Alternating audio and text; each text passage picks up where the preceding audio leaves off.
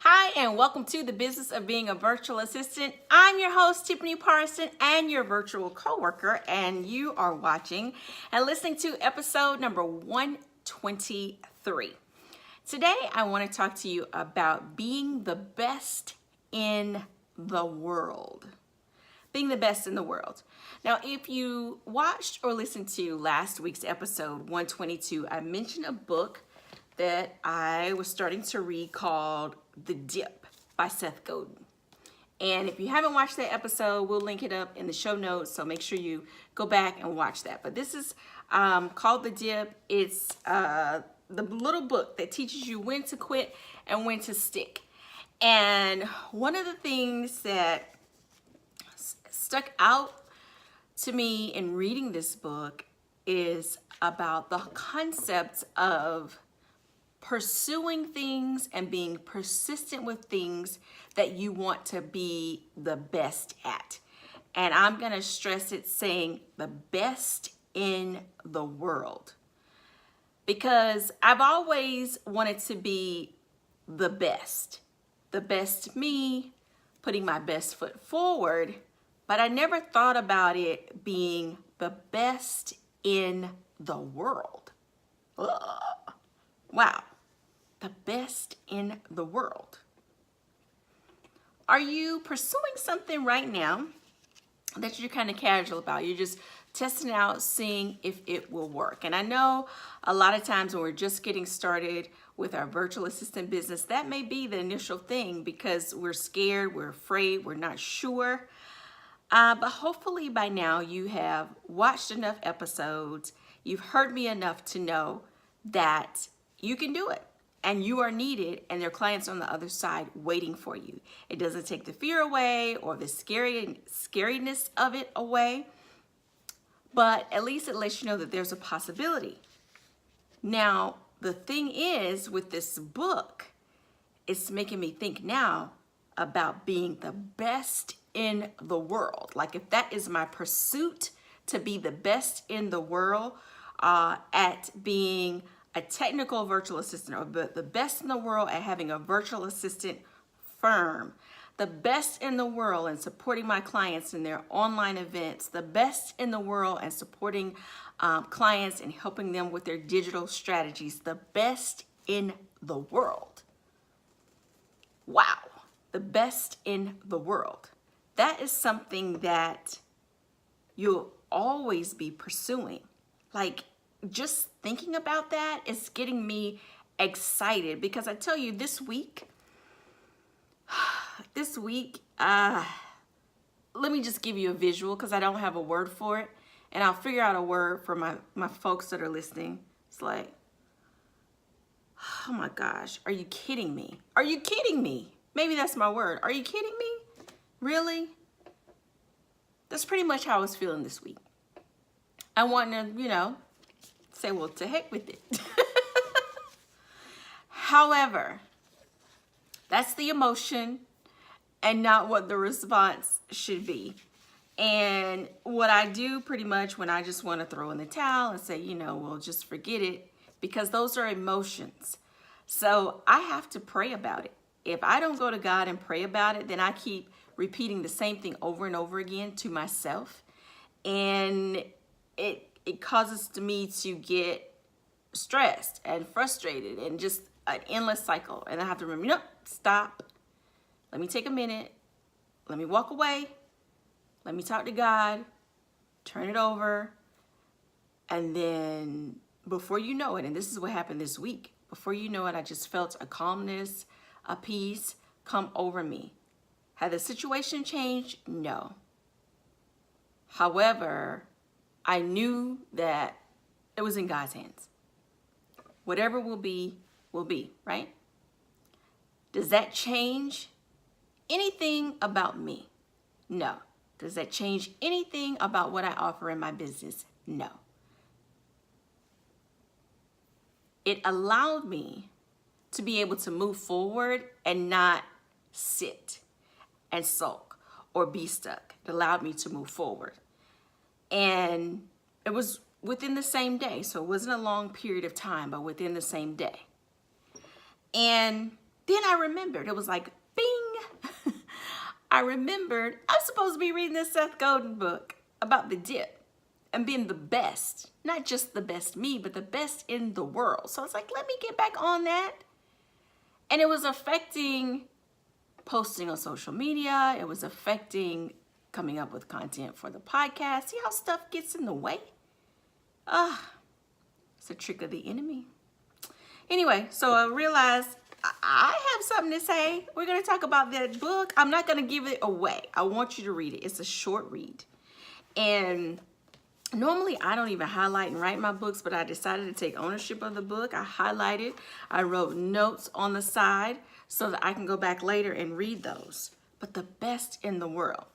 Then, as I was thinking about the book and not wanting to give away all the goodness of the book, but just to let you know to read it. Because I know once you read it, you'll be able to connect the dots. Basically, it's saying that the dip is where the hard work is. It's where we may have to learn a new skill. It's where we may have to figure out what are the right words that will get our client to know that we're the one to know, like, and trust. It's that place. Let's say if you're like when I was getting my certification to teach group fitness, it's the place. We had 3 full days of training from morning to evening. And then you had to go home and learn a song and learn a routine and know it by heart by the following day and perform it in front of the group or lead the group in that exercise with that song. And you had to do that for 3 days over a weekend. So you're committing that time. There was an application process. There was a fee. And then there was a test after all of that. You had to actually teach a class, be videotaped, and then send in all your information so that they could review it. I was going to say analyze it, but no, not analyze it. So they could review it and check off whether you met all the qualifications. Then you'd be certified to teach their program for life. So the end result was a lifetime certification. Like, I don't have to go through that training again. It was a hard thing. It was a push. Everybody won't do it. But I did it. And that was years ago. And I did it 3 different times, 3 different type classes, and still able to teach those classes. Is what you're pursuing in your business, is it worth it to you? If it's worth it to you, then you keep pushing. That's a little summary of the book. So I want you to read the book. So the other thing it made me think about, I like documentaries. So I like to hear people's stories. And, this is what happens when I can see myself in the camera and I'm like, what is that? But that's under my arm. Okay, but anyway, totally distracting myself. Let me just say, this is the first time I've worn a black sweater. I have this black desk. So when I lifted my arm, I thought, is that a hole? Okay, first time wearing a sweater. Okay. So I like documentaries, and I love watching ESPN's 30 for 30s. Now, I'm not a big sports person, so I don't, I did sit and watch the Super Bowl. I have sat through basketball games, football games and stuff, but I don't really always know what's going on. I'm learning as a result of watching these 30 for 30 documentaries, because that is where you find out the story behind the athletes. There is an episode of 30 for 30, and I don't know if they're on Amazon Video or Netflix. Might be on Netflix. But this particular one is called, the title of it is a 30 for 30 ESPN episode. The title of it is called The Best That Never Was. Now, this came out, I initially saw this, it's probably been about 5 years ago, but I saw it recently. And it's just a story that it always captures me. Like, I want to watch it again. And it's sad. It all boils down to the decisions that this football player made in his youth and how he could have been the best in the world playing football. I don't remember what his position was, but he was a big guy. He caught the football and he ran. Maybe he's a wide receiver. I'm going to say he's a wide receiver, but I could be wrong. But again, that episode's called The Best That Never Was. And I don't even know his name. I don't even remember his name. But he was excellent. And there were football coaches on this documentary that he, I think he had gone to like Oklahoma and then some school in Mississippi. But the Oklahoma coach, and he's a familiar coach, his name is not coming to me. But he said he is by far, when he first saw him, that he was by far the best player in that particular position that he played. The best he had ever seen. Ever. Ever. Can you imagine somebody saying something about you like you're the best they've ever seen? You're the best virtual assistant they've ever seen. You're the best business owner they've ever seen. So to them, you're the best in the world, because the best of their world, the best they have ever seen. I'm going back to the dip book, because the world, everybody's world is a different thing, what they consider their world to be. So he said the best in the world. But the problem was he couldn't stick out the tough part to get the big reward. He wanted the big reward right then. Normally as a freshman player, you have to sit out for that first year, what they call redshirt, and then you play the next year because they want you to get acclimated to college and how the program works, and I don't know, workouts or something, I'm not sure, maybe learn the plays. I don't know what all that is, but I know they usually have you redshirt your freshman year. Well, he actually got to play, but the coach was giving him a hard time. Come to find out, the coach was giving him a hard time because the coach said he was the best he had ever seen. Wow.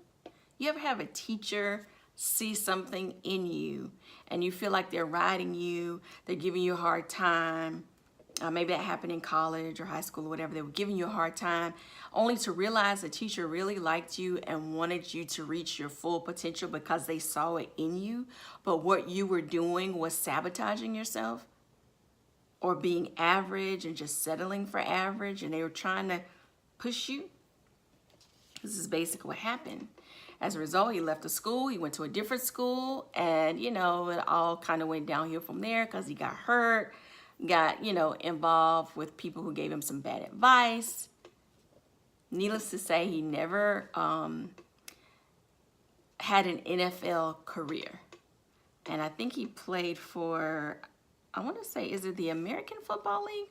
Whatever, the league doesn't exist anymore, but he played for a short period of time for that, lost all his money because working with the wrong people as an agent and all that stuff. But they showed the films of him and how good he was. Even in the 8th grade, that he was way better than the college players. And so as I was reading the Seth Godin book, that came to mind. Like, I don't want to settle for average because I'm limiting best.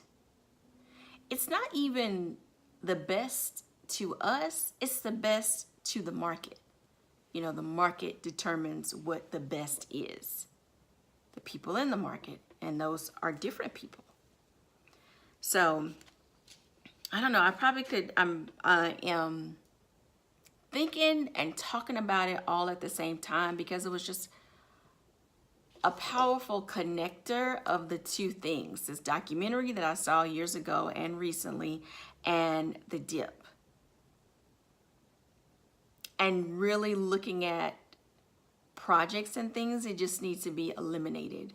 Not things that you're doing for fun, but if something is not fun, you're not interested in it, you're bored in it long term, like you can't see yourself doing this for another 2 years. I'm not going to tell you what to do, whether to quit or not. I'm just going to suggest you check out that book. So anyway, I'm going to check my notes, make sure I hit all the topping points. I certainly don't want you settling for average. Because average and best, it's like a pyramid. Where's my highlighter?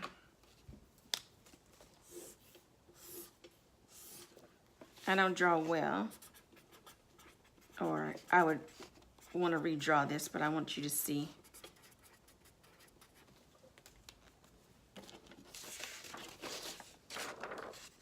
Can you see that? So there's enough people average, but only so many are best. The endeavors that we're pursuing in our virtual assistant business, are you aiming here or just satisfied with where you are? Just satisfied creating a job from home and not making it a best business that functions beyond your personal capacity but has room to grow and to build? Are you settling for average or shooting for best? I'd like to hear your thoughts on this in the comments. Sit and think about it for a while. It's pretty intense. It's your life, it's your business, and you certainly don't want to be sitting on something 2 years from now, settling, realizing in 2020, man, you know what? I was listening to the business of being a virtual assistant. I remember hearing that episode 2 years ago, and I'm still settling for average. There's room for improvement for all of us. So anyway, it's a heavy one today.